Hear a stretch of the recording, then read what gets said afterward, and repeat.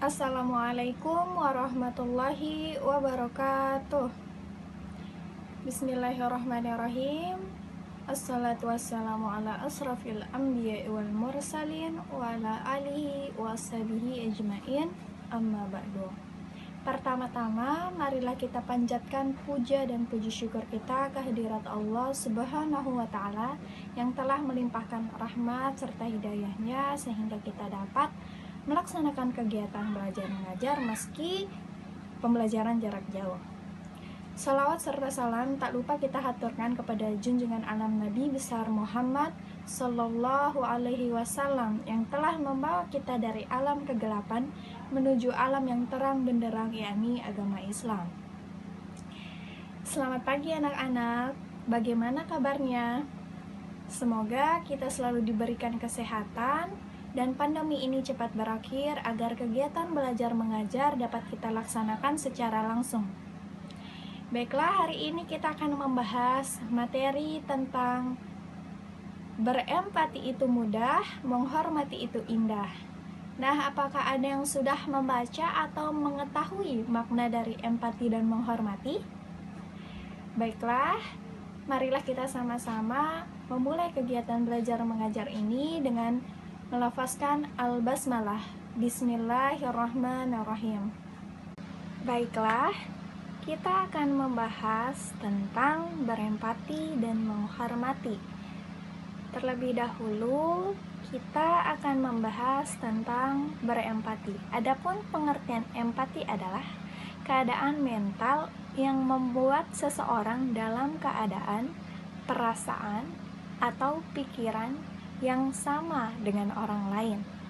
Adapun perilaku empati dalam kehidupan sehari-hari seperti peka terhadap perasaan orang lain, membantu dan memberikan kebahagiaan terhadap orang lain, membayangkan seandainya kita berada di posisi orang lain, serta berlatih mengorbankan milik sendiri.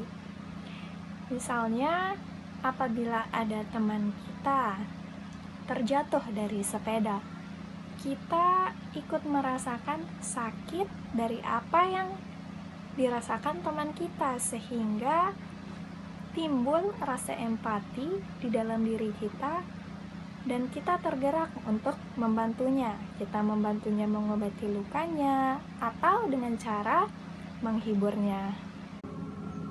Baiklah, selanjutnya kita akan membahas materi tentang menghormati. Di sini kita akan membahas dua bahasan. Yang pertama tentang menghormati orang tua dan yang kedua tentang menghormati guru. Kita sedari kecil sudah dirawat, dijaga, dan disayang oleh orang tua kita, bahkan hingga sampai saat ini.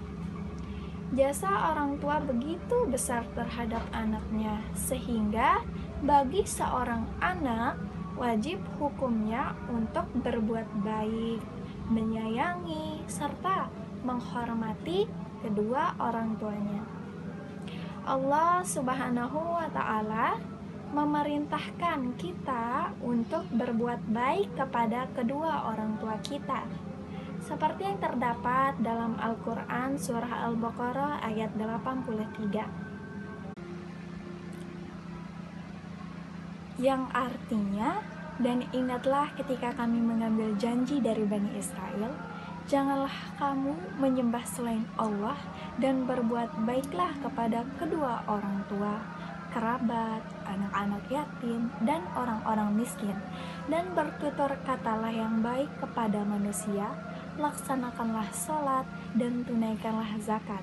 Tetapi kemudian kamu berpaling atau mengingkari kecuali sebagian kecil dari kamu, dan kamu masih menjadi pembangkang.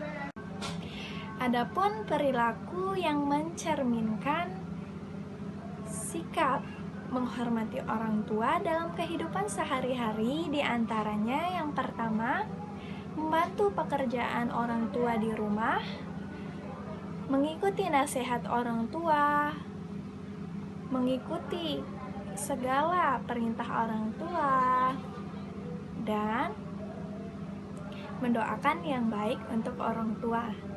Nah, kita bisa mengikuti atau membantu pekerjaan orang tua di rumah untuk meringankan bebannya seperti merapikan kamar, mencuci baju, mencuci piring, dan sebagainya. Dan kita sebagai seorang anak jangan sampai malas untuk mengikuti perintahnya, apalagi membantunya, karena sudah kewajiban kita untuk meringankan, membantu, dan menyayangi orang tua kita.